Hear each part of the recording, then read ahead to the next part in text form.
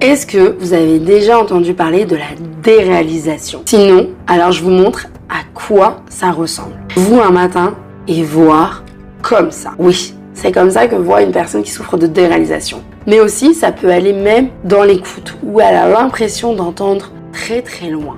En fait, pour résumer, elle a l'impression d'être dans un rêve. Alors, c'est pas si désagréable que ça, c'est pas si douloureux que ça, mais ça peut vraiment faire très très peur au début. Mais qu'est-ce qui se passe dans notre cerveau? Eh bien, en fait, ce qui se passe, c'est que généralement, quand on vit une déréalisation, c'est qu'on est fatigué. On n'en peut plus. En tout cas, notre cerveau, on n'en peut plus vraiment. Il y a trop de choses qui se passent. Donc, il se met en vacances.